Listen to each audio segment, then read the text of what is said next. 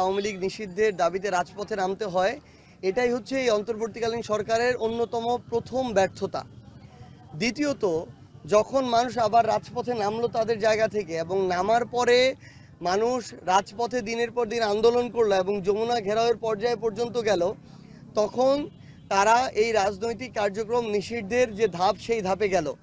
তিনি যদি এখন বিভিন্ন কারণে আন্তর্জাতিক মহলে বাংলাদেশের মানুষের এত ত্যাগ তিতিক্ষা সব কিছু ভুলে গিয়ে, বাংলাদেশের মানুষের এত রক্ত বিসর্জন সব কিছু প্রাণ বিসর্জন ভুলে গিয়ে নিজের ইমেজের চেক অ্যান্ড ব্যালেন্স করার জন্য তিনি সুশীল সাজতে শুরু করেন এবং সব এই অভ্যুত্থানের মতো এত বড় একটা বড় ঘটনা ভুলে গিয়ে তিনি যদি এই স্টেটমেন্ট আসলে দিয়ে থাকেন যে আওয়ামী লীগ আবার কার্যক্রম আবার সচল করা হতে পারে, তাহলে আমরা শুধু একটা কথাই বলি, বাংলাদেশের মানুষ ছাড় দিতে পারে কিন্তু ছেড়ে দিবে না। এত বড় একটা দেশ, এত মানুষের আকাঙ্ক্ষা অভ্যুত্থান সব কিছুকে স্যাক্রিফাইস করে আমার আন্তর্জাতিক মহলে নিজের ইমেজের চেক অ্যান্ড ব্যালেন্স করতে হবে, এইরকম মানুষকে আমরা প্রধান উপদেষ্টা হিসেবে